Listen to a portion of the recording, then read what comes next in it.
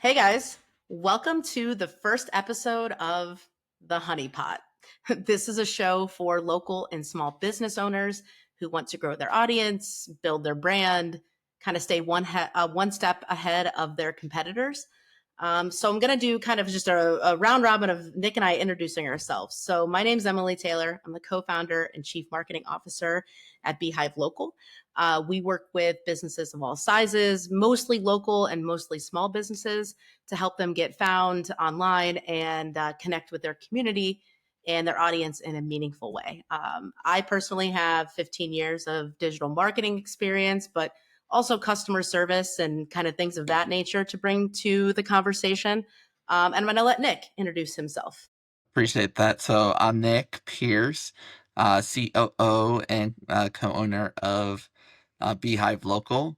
I'm also the podcast name creator, so the Honeypot. We've put some other names in the hat. Unfortunately, the pollination did not make that cut. But yeah, we created the Beehive as a family a couple of years ago. Um, we were all working within marketing, and we were sitting around our son's baseball game, and we said, "Hey, why aren't we doing this together?" So, look forward to this conversation and starting to help small local businesses in Northeast Yep. Ohio.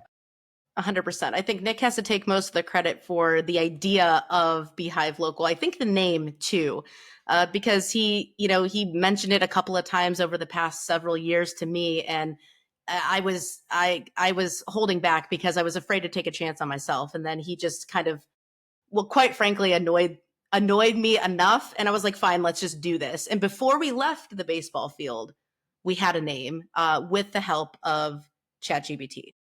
Yeah, looking back, it was pretty ironic because we're exes. Maybe could have called this the podcast the Xers or something like that too. But essentially, our son got stung at the same baseball field by a bee pretty bad when he was younger. So I thought it was probably ironic. That's what we went with. But yeah, I look forward to creating some buzz for a lot of local businesses around us for sure.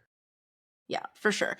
And, I think a lot of my experience comes from digital marketing, right? But strategy, visibility, branding, content, tools, like day to day business decisions. Nick has a lot of sales ideas, and both of us come with like a lot of experience outside of marketing that we can kind of bring to this conversation. Really, our goal is just to help small businesses, local businesses, and it is a shameless plug for what we do. So, a little bit about what Beehive Local does. So we consider ourselves a digital marketing agency, but we're really a digital marketing partner for people. And I think people get confused about what digital marketing actually means. If you go on TikTok, it's insane. It's all about like affiliate marketing and all these weird things about starting your little digital marketing like company.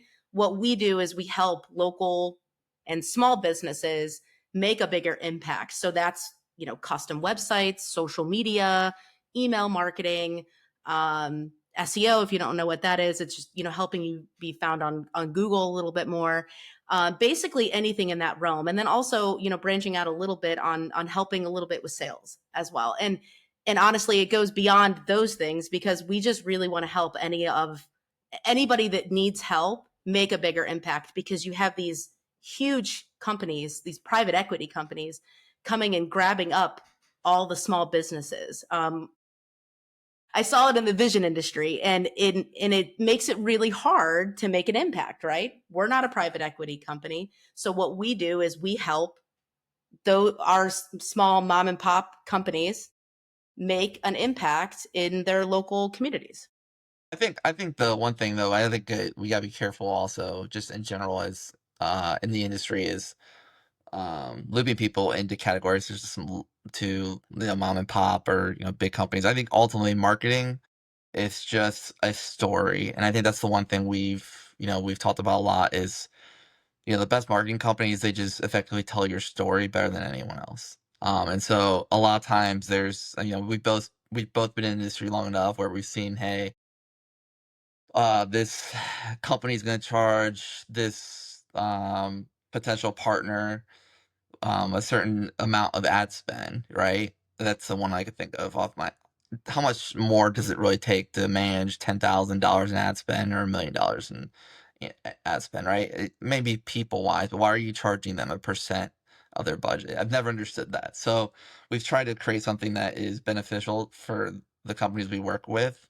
And then also, the one thing we've talked about is a partnership is really two sides, right? And a lot of times in the marketing agency world, everybody focuses on the relationship side with their clients, but they don't. What are they doing to reinvest into the company? So we'll kind of talk about that a little bit, but I'm really excited for how we reinvest with our partners or potential partners. So I think Yes. that's very unique to who we are.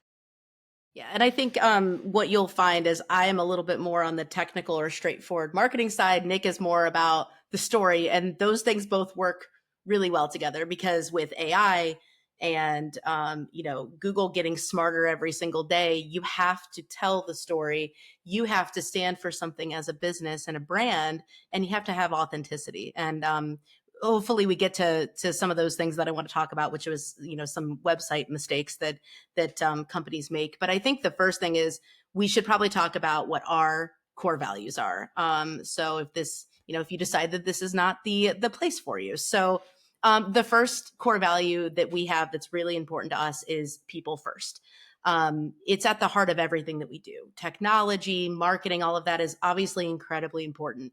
But everybody involved is equally as important. And that's not just the client, that's also team members, employees, freelancers, independent contractors, what have you, and also our partnerships with third party software and applications and things like that. And also our clients' audience is first. We kind of reject the idea of having to choose between prioritizing one or the other because you can't have one without the other. And I personally, and I know Nick has too, and he can maybe talk about it. I've been places where the client is the number one priority, and then the employees are not necessarily taken into consideration.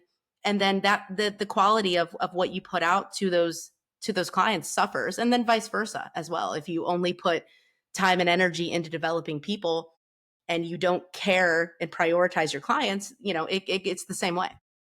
Yeah, for me, it doesn't matter what industry you're in. It's a people first business. It's just what that looks like can be different, but if you know how to manage people, you can do anything in this world. And to me, like that's what a true marketing agency is. I mean, you're managing someone's story on behalf of them, essentially, right? And how are you connecting with your audience? So, if you're bad with dealing with, you know, the people that work for you, I can imagine you're probably not having you're kind of struggling on the other side of it as well.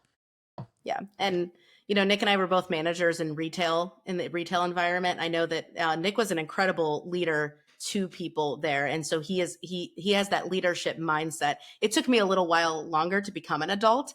Over the past like 4 or 5 years, I was in an executive role at my previous company. And that's where I learned how to lead people. And that has helped me outside of my career and helping me be a better mom, for example. Just prioritizing people and empathy and listening to people because they want to be heard. And so if you do that with everybody around you, you're going to be successful because one is going to take care of the other. So I had to say this. I think we're like 7 minutes in right now, and I think you've gave me two compliments already. So I think we need to have podcasts more often. So no, Yes, yes. no, I'm with you there. I think we could talk ad Yeah. nausea about people, and I think that's why obviously we created this. We were both in positions where it wasn't really a focus, or maybe people said it was a focus, and I think ultimately, if your employees, they're the ones that are going to tell you, how a business really truly runs. So, I think that's the one thing that anybody that's worked with us has communicated with us that they just really appreciate the people we are, and I think that's the biggest compliment that you can have. So, we want to make sure that we, do that the same, do the same for anybody that we work with. So. Totally agree. The next thing that we're really passionate about is integrity. So I talk about this with the kids all the time too. Is integrity is not really a value; it's a standard. Honesty, transparency, accountability should be present in every interaction, not just business wise. So whether or not you're setting expectations with a client, or we're collaborating internally, or I'm out in the world representing not only my family, but my business, we don't make empty promises. We don't cut corners. Our clients and people around us should trust us because we tell the truth. Like, I know that's such a weird, like, kind of an elementary thing, but we tell the truth. We own our mistakes. If something doesn't work, we say it doesn't work, because we are human. And we always act in the best interest of whoever we are interacting with. No, yeah, no, I'm with you. I think that accountability can look different to different people. I think you have to be careful on a lot of times how you word that because people have such a negative connotation with accountability. I love it. So, I know that we definitely taught our kids at an early age from when they were getting in trouble at school. We always said, hey, like, I don't care what you do at school, to be honest. Like, if you tell us, you're never get in trouble. And I think both our kids, for the most part, have always told us, like, if they've got in trouble at school, and I don't think there's been a time where we held it against them. We said, "Hey, like, we appreciate you just being honest." And it's the same thing with, and, if you have that kind of relationship with your kids, I feel like if you can put that in the workplace too, like, the sky's the limit. I think people actually want to be held accountable. To be all, really, they want everybody to be on the same playing field, and that's when you get in trouble. Big mindset, 100% accountability, zero excuse mindset. But I don't think it never comes off as like a negative thing when I talk to people. It's just I hold myself accountable, and typically the people around me do the same. So Yeah, I totally agree. And I've worked in places before that, when we're talking to clients, they kind of shun or hide away from either a mistake or something that didn't work. Because in marketing, you can try something and it's not guaranteed to work, right? We come with our experiences. We know that what works. You know, we have, decades of experience combined at our company. But just because it worked for somebody else doesn't mean that it's going to work for the next person. So mistake or just something not working, instead of hiding away from it, you say, listen, this thing didn't work.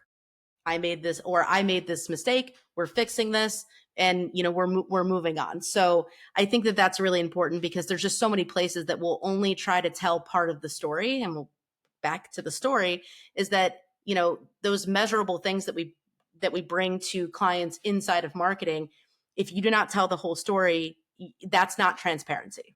all right, and people will see through that. Exactly. 100%. So the next one is built on collaboration. So we don't, real success it doesn't happen in a silo, right? It's built together. Everything works together. And Nick can talk a lot about how things all work together and in marketing, but we work as a team across every level of our organization and engage with our clients as active partners. So, if somebody wants to hire us on and partner with us, not even hire, but partner with us, that partnership is a two-way street. So in order to be successful, we have to work together. So if I need to come there and take a bunch of pictures and interview you and talk about all of these things, I need you to help me do that so that authenticity shows through. And the same goes, internally. I can't do something without the help of Nick or Holly or Kristen or the other members of our team because we don't work in a silo. No, I'm with you. But I think it's what makes us stand apart. To be honest, I think that any client, I don't even like client. We talk about a lot about using the client word, but any potential Yeah. partner, they typically see that collaboration. I think we've all worked in different aspects. That's what's the great thing about we say our employees, but essentially our family, because we are right now, we are a family owned business essentially. Is that we all have different strengths and weaknesses. I've worked in sales, you've done marketing for a long time. I've done a little bit of marketing.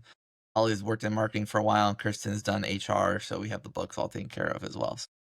I think it's a pretty cool dynamic we have going, and I think people appreciate that they can get that partnership, you know, with no matter who they talk to. So I think that's definitely a separator for sure. And I'm going to let you talk about our fourth newly added core value of simplicity. So let me give my go at it, and then you can give the real definition. But simplicity of marketing and working together, it doesn't have to be complicated. It is very complicated, but we do not need to make it complicated. So we really help simplify the fact that everything works together. None of these things, again, work in a silo when you're talking about actual marketing channels, but nothing works in a silo. And you go ahead, Nick, because I don't think I'm going to do it justice. No, no, I think that just there's with marketing, like you kind of mentioned earlier, there's just so many different verticals and avenues that it can be overwhelming for people. So for us as a partner, we try to make it as simple as possible. Yeah, I kind of briefly touched. We don't do like the whole, hey, we're gonna charge you a percent of ad spend. Um we're not gonna like charge you per channel. Basically, it's one subscription cost. It covers everything depending on what your project might entail. That's what the cost, is is on a monthly basis. But and we have that broken down by depending on the project and what that looks like. But it's basically one simple cost. We try to make the whole simple process. We learn about your processes initially, and then we put it together a plan, and it's recurring meetings and making it work and making it easy for you. Ultimately, I try to tell people we're just trying to save them time. I think if you can save people time, that's all. Any true like local business is all they're trying to do is provide you more time. And that's our goal, is to make it easy and provide more time for our partners to do the focus on things they need to do. Because I think marketing can be so complicated, overwhelming. They feel like they need to take it on themselves, and that's where they make the mistake, to be honest. And I don't blame them, right? We've been in that position before where, hey, like certain companies are going to charge you a shoot ton of money, right? For every single vertical. And like that's not our goal. I mean, we want to make sure that we're profitable and we're making a good living, but at the same time, we want to make sure that it's easy for our partners. Yep, totally agree. We're on the same page. And I think basically what all of our core values are is all of the bad experiences that the four people that own this business have had, we took notes and we are going to do the opposite of those things because I have worked in places that continually overpromise and underdeliver to clients. They don't set those, they don't set expectations of what that partnership would look like, what results could look like or could vary, and then give them promises on things that are just simply not possible. And I think that we have a benefit because of all of our backgrounds that we came with. We're not just siloed in one specific background. If I just came from marketing, I wouldn't know how to talk to people. I was in customer service. I think it's important that everybody works in customer service at some point in their life so that 100%. you know how to communicate and connect with people. So Well, I think we also don't settle, right? Like we're always trying to learn like what's new, and you kind of tell. We'll talk about a little bit of that on a couple of new things here in a minute, but um, I can't. I don't know how many times I've sent messages to Emily and say, "Hey, I read this, I read that." it's a We're not lot. gonna, yeah, we're not gonna sit on like old. I know a lot of marketing companies, they sit on what they feel like what works best, but marketing's changed more in the last 3 to 4 years than it did in the previous 15. Like there's stats that show that. So you got to be know what's going on with algorithms and what's trending and that kind of thing. We're always looking to make move the needle and those whatever's coming up for our partners. So Yeah. And on top of that too, a generational shift, right? And I think I like sound like a broken record sometimes when I talk about these things because the decision makers now, the huge portion is millennials. We are both elder millennials. we're But adopted. right, the that authenticity is super important to millennials, and then Gen Zs are more, they're a little bit more price conscious, but they stand on brand values. So again, those things on top of all of the way that marketing and the technology has shifted, it's insane. Yeah. All right. So why don't we talk about a couple of these topics? Anything else that you want to add, Nick, about Oh no, let's ourselves? go. I'm just All right. excited. So Perfect. So the big thing that happened this past week, and it's huge, is Instagram. So Google is now indexing public Instagram posts. So your content from if your personal page is public, I think that can be indexed too. But your business page, now those posts can start showing up in Google search results. I think that was as of like the 11th. yeah, something like that. So it's pretty momentum. I think a lot of people in the past kind of were starting to shift away from Instagram, but I think this is definitely something new and exciting if you can do it right. Um, I was reading the other day about the importance of doing text overlays on your photos because obviously that's text and Google needs to be able to read those. Just something to consider when you're thinking about doing your Instagram posts. Yeah, and Gen Zs, and I read this statistic the other day. Again, I'm really big on like the generational stuff. I don't know why, because I feel like I just fit like actually a younger millennial. I just feel like I'm a little bit younger. But they actually use Instagram as a search engine, just like Yep. TikTok. Yep. And I think Facebook, yeah, a little bit because a little bit older crowd there, but Gen Zs use it 100% as a search engine. So even if you don't have a website, you still have by the way, you should always have a website. Should really point that one out. Like if you don't, you're basically dead to Google, but you at least have like a little glimmer of hope now because your Instagram post can be indexed. Yeah. No, yeah, So I think it's super, super cool and impactful and excited to see how it impacts a lot of the partners we have and even our business as we continue to build our content. So I think that's kind of been it's going to be a renewed focus for us going forward. So I would definitely suggest anybody out there do the same.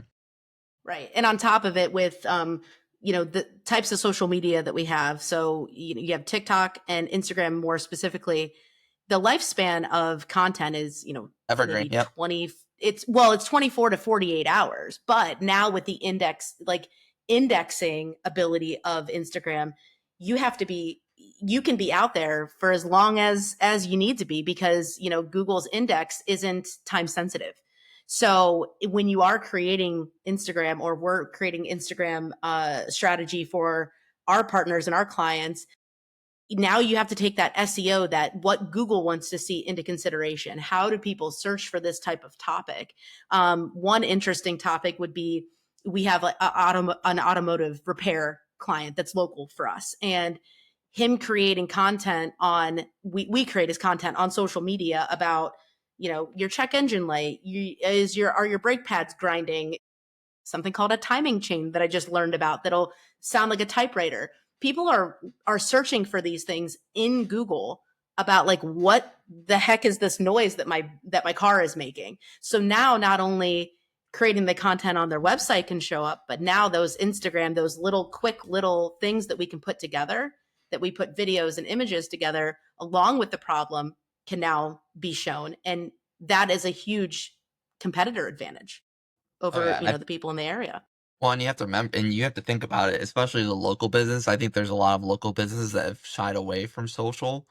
And we've talked about nausea. I mean, just internally, that the importance of video and imagery and how nobody Yes. wants to read anymore. You gotta be able to be comfortable with putting yourself on camera, with showing your business. If you're not, I can guarantee the chains are gonna be doing it. They can hire their own social media content creator. I mean, content creators is gonna be huge for them, right? So, if there's already a specific niche there, and I think the content creation is just going to continue to grow and grow and grow, especially as Gen Z continues to get older. So, if you're not doing it now, like, start today. Yeah. Would be Yeah. my suggestion. Some of the things you can start today, and the whole point too is like this is way too much for one person to handle, which is why we exist in the first place. But the first thing is using those keywords in your captions. Now, keyword research, that is a very time intensive thing, but start using those things. So as the automotive example, grinding brake pads, or a rattling like a rattling engine, or my check engine light just came on, those types of things. You should make your profile public, which it should be anyways, because if not, then nobody can find you. You have to think of your posts, like I mentioned, as like little mini, like, landing pages where somebody's just going to find that little bit of information that they need to take the next step. And then also optimize your bio. Make sure that you include, some of your services and your product offerings and things like that, obviously linked to your website that you should definitely have. Yeah. All right. Anything else on Instagram? I think that that's a huge thing. I'm really hoping that they continue that, and more things get indexed from a social media perspective. Yeah, there's a whole rabbit hole you can go down with AI and everything too that's come down the pike and how that all relates to social. And yeah, so I would just say, definitely want to start focusing on Instagram more than you probably have in the past. And you know, we can definitely help. And I think the one thing we've talked about before is we're always happy to answer questions. So you can actually shoot us an email at support@beehivelocal.com, and we can definitely help you, just answering questions you may have. You don't need to be a partner for us to help you out.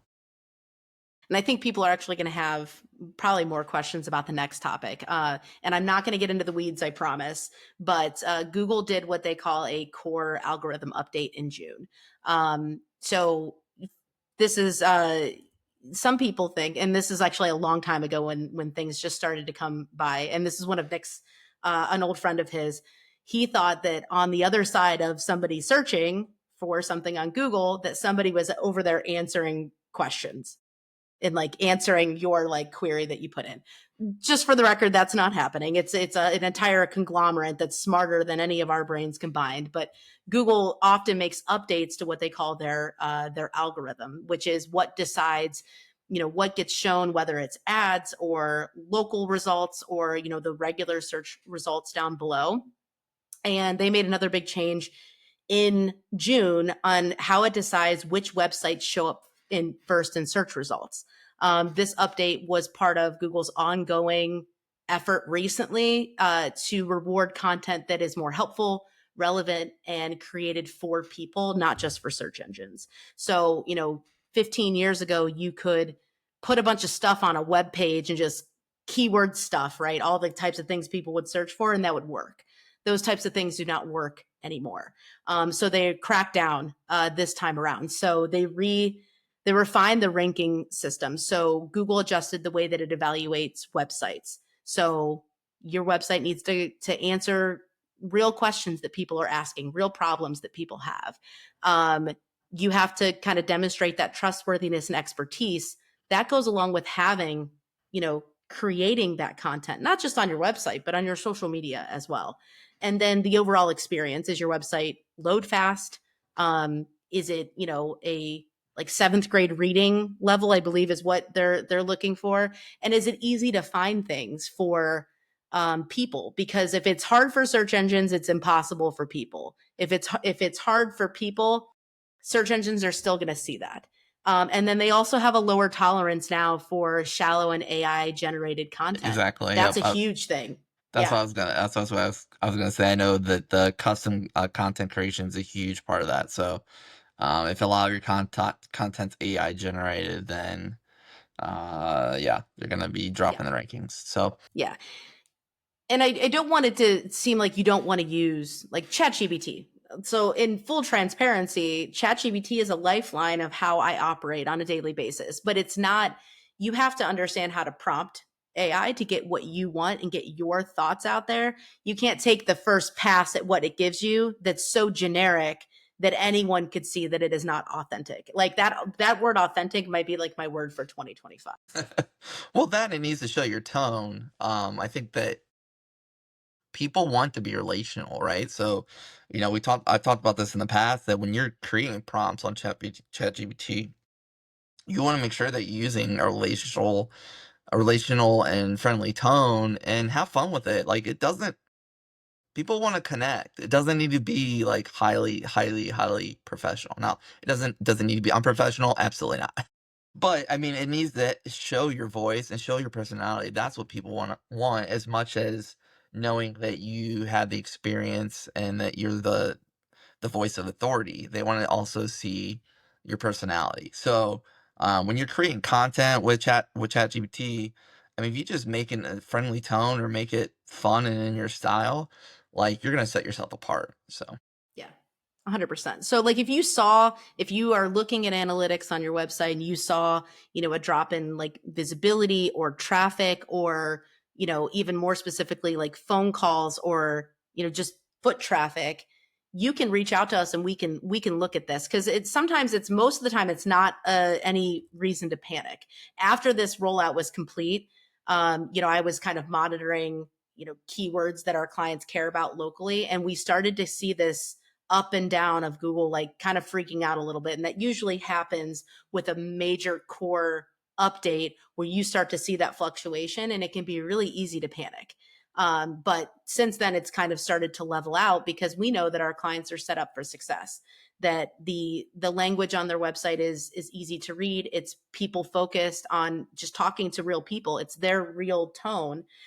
So there's no need to panic, but you can always reach out to us and we can look at that for you because they do this multiple times a year. The June one happened to be a little bit bigger. There was one in March, but this June one was a little bit heftier than previous ones.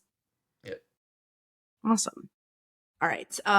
So the next thing that we kind of wanted to touch on was review generation. I know Nick is huge on reviews, especially at places that he's worked before, and maybe talk a little bit about how it's still a secret weapon for clients. So the first thing that comes to my mind is the more reviews you have, when someone searches a specific keyword and it is inside of one of those reviews, that can actually come up Yep. bolded in the search results. Yeah, so it's one, you have to be confident asking for reviews. I think a lot of times people are so nervous about someone giving you a negative review, and research has shown that if you ask, the negative reviews are not going to be as high as you thought.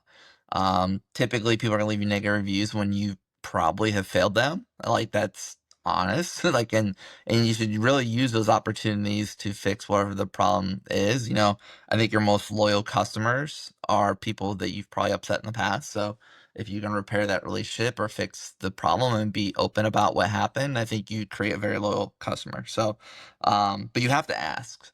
People aren't going to just, I mean, just, you have to ask. People aren't just going to give you a good review because you want a review. You have to ask them. You can't be afraid to ask them.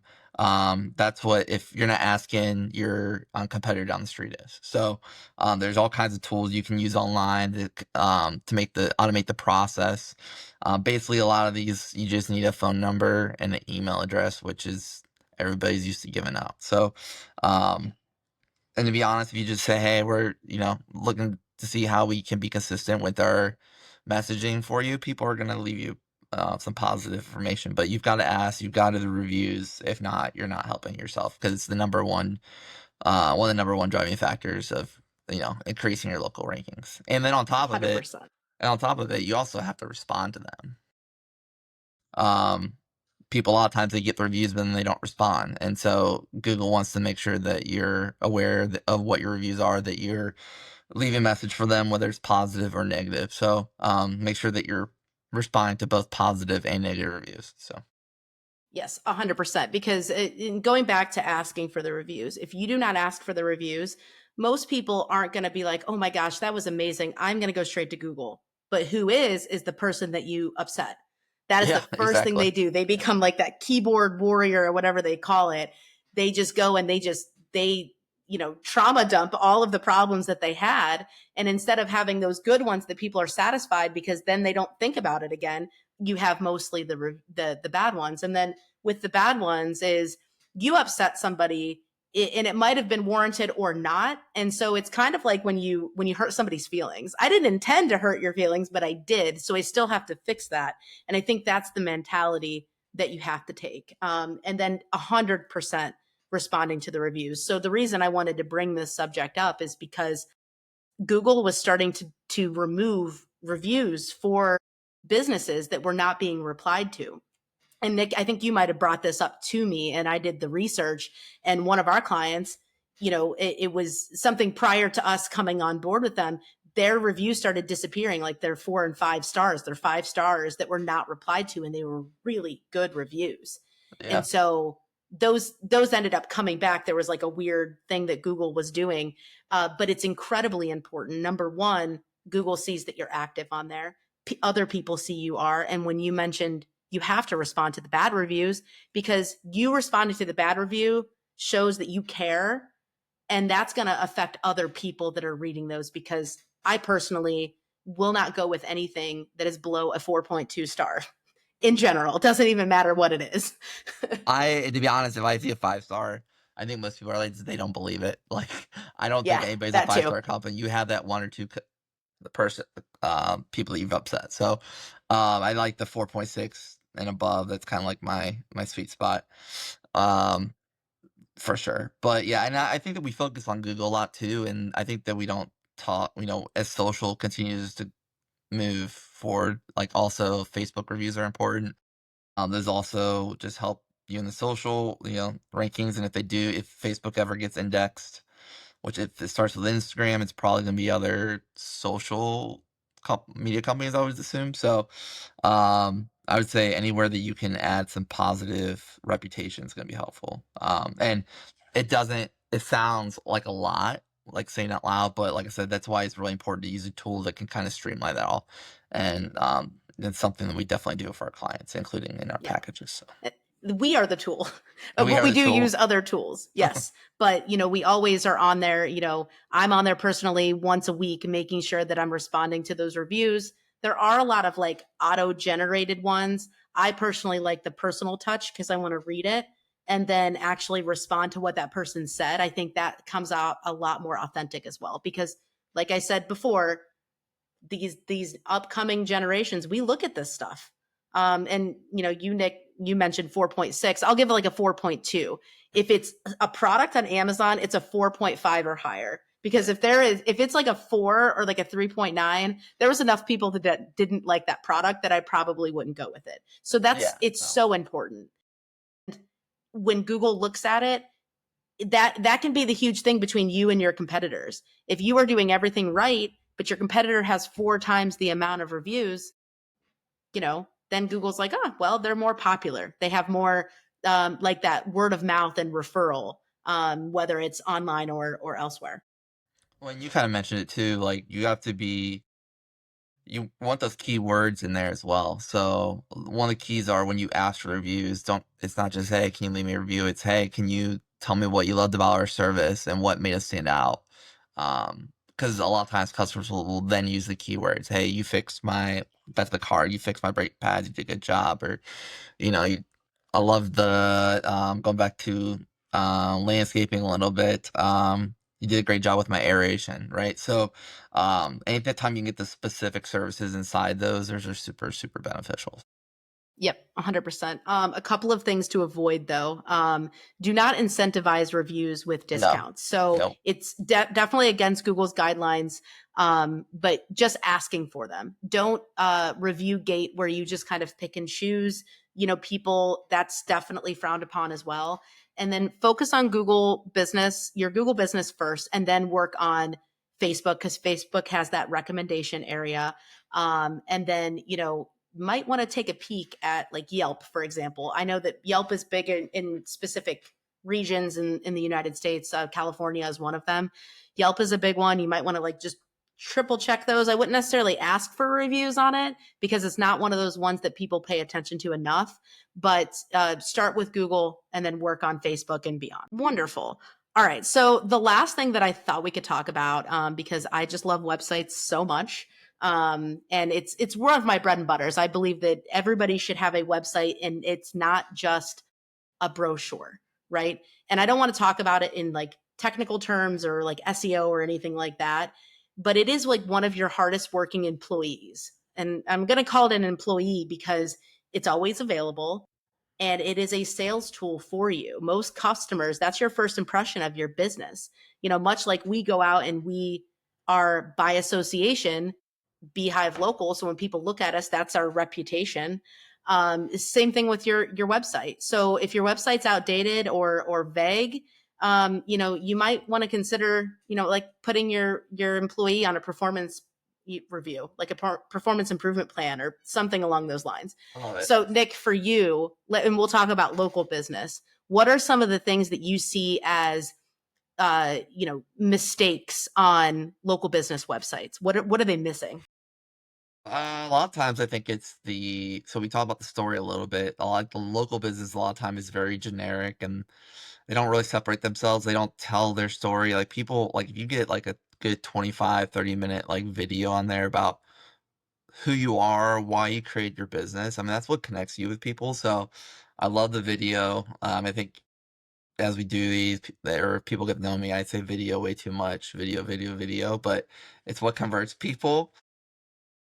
Also, the content itself, people you want to be able to make sure that you can solve problems. A lot of that's FAQs. Like, so if you can have a FAQ section either at the bottom of the page or on the specific service pages, I think it's helpful, and it helps with SEO, but I think it's just more helpful in converting a customer because you're solving a problem for them, and just kind of warming that lead up for them a little bit. So I would say the FAQ section, also the local service page. People want to know your service area. So when we talk about local SEO, you want to make sure you have some kind of local page for each service area. There's some pretty cool things we do as far as when we have a large service area, how we narrow down which ones we want to include.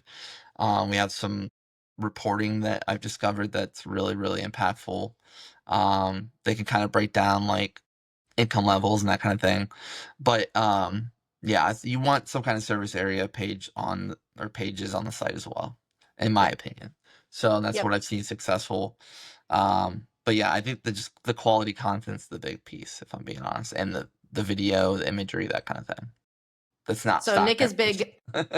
He's big on video and FAQs. Those are like the things that he harps on the most, which are really important. The video is, and that's why we're doing this, for ourselves too, is when Nick said at the beginning of this podcast that you have to be comfortable getting in front of the camera, he is also speaking directly to like us because it's one of those things where it's not your comfort zone. But some of the things that I see is like some simple things is outdated business information. So staff that left 3 years ago that they're still chilling on your website, services you don't offer anymore, or services or products that you do offer that are just not there.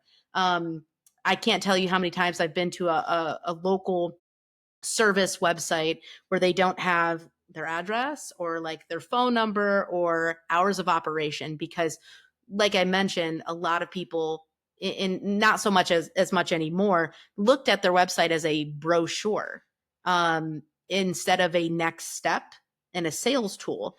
So not having those things on there, number one, you're telling people don't know where you are. And then you're not connecting your Google business profile and like your social media with your website, and it matches like, okay, my Google business profile has this address and it's the same exact one on my website. And then Google can't really connect those dots. So, those local signals are really important. Calls to action are important.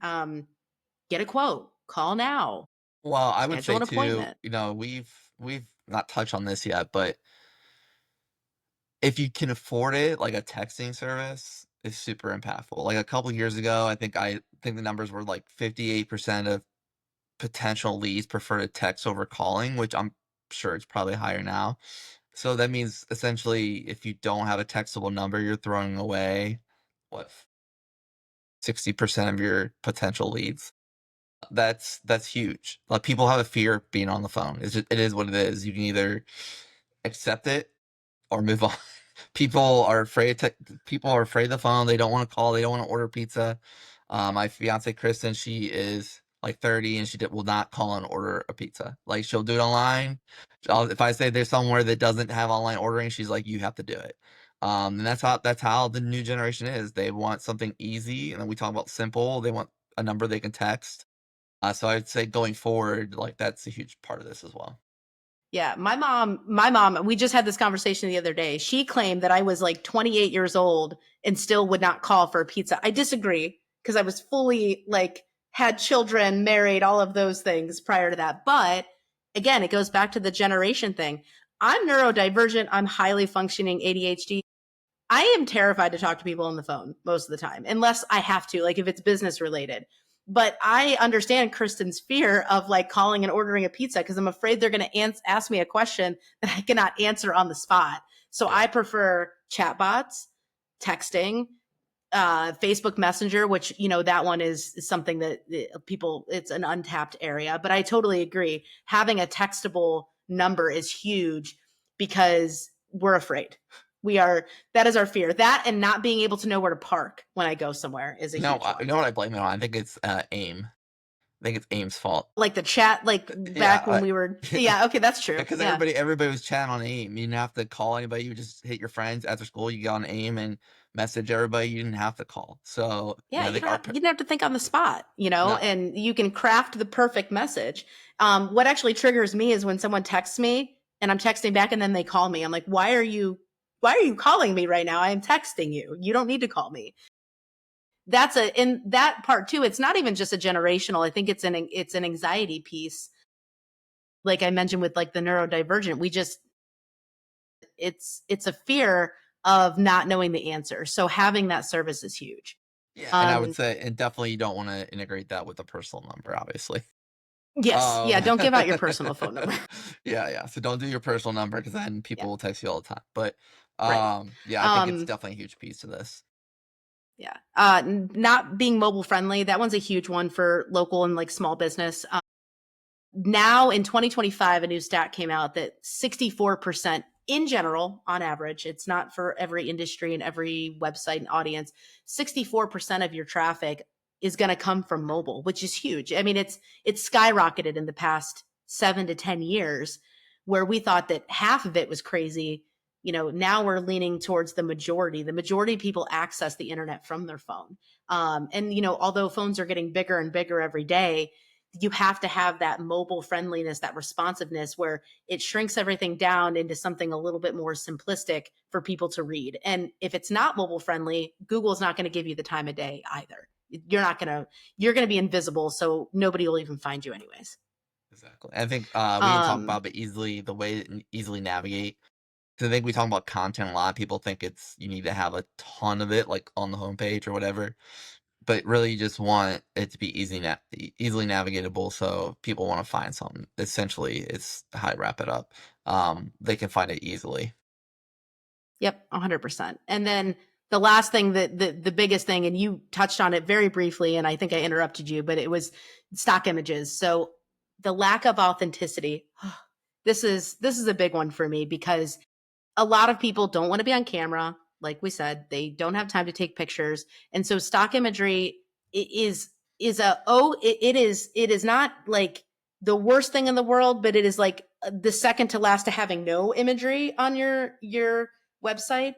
It is if you don't have time right now, fine, but you have to take pictures of your staff, take pictures of the inside of your business, interview customers, those types of things, because that authenticity piece with Gen Zs and millennials is really, really important. If I go to a website and everybody looks fake and I've seen that same image on 80 different like websites for like eye doctors, I am just going to assume that you did not put any effort into anything. And I will most likely, find somebody else that I can connect with their brand. No, I'm with you. Yeah, I hate getting to the website and it's something there's no story there, and yeah, Yeah. I'm the same way. Yeah, and I it doesn't have to be professional. I mean, iPhones take very high quality photos. You can do anything with, taking a couple of pictures and updating your website, or having us update your website and helping you connect the authenticity piece with your website design. no, and Yeah. that's the thing. I think people a lot of times if they're not afraid of pictures or videos, they think that you have to have a ton of expense in a video camera or a professional camera. You don't, not anymore. I mean, it's in your hand already. Yeah, Um, I would rather go to a site and it be more personable and not be the most professional photo, if I'm being honest. Or, not that you want to do a whole video that's a selfie, from a selfie perspective. Um, I mean, it's better than nothing. So just get comfortable and use it. agreed. I mean, us just kind of, not that we threw this together, we put a lot of time and effort into, what we were going to say, but, I'm sitting in my office and, some point along the way, it decided it wasn't going to color balance and I'm a little yellow now. So, but it's still, the point is the content and the authenticity behind it. It does not have to be perfect. No one is looking for that now when everybody has like a little mini studio sitting at their fingertips. You just get your phone out and you start taking, pictures. I'm not an iPhone person. I have an Android. Probably switching, but it takes great photos. So if I'm, working on a project for somebody local, I will go and I will just take those pictures, or give our clients some of the some tips on how to take some pictures, and then we edit those pictures. It's very, very, very simple, and it's a really easy way to connect, with the younger generations coming in. So swap out all of those images for real pictures. Maybe take a look at what your site looks like on mobile. And then the biggest thing I would say is ask yourself, go to your website and say, would I trust this business if I knew nothing about them? Like just being, objective. Cool. That's big. All of that is all I have for today, Nick. Like I don't have any other topics. I think we've pretty much, this is one of my favorite things to do is just talk. So I think I've talked the majority of the time. Any closing remarks on anything? No, I think the big thing is like we're here to help any way as possible. Support at beehivelocal.com, or you can just go there and give us a call and we'll happy to walk you through any questions you may have. Happy to partner with you. But yeah, definitely appreciate the time today, Emily, and look forward to our next Yeah. podcast. Yeah. And if you guys have any topics that you want to hear about, if this, gets out to the people, we would love to be able to help people, because I know that social media, ChatGPT, and websites are usually the biggest things that I hear. But we would love to be able to help you in any way. So until next time, Thanks. see you guys.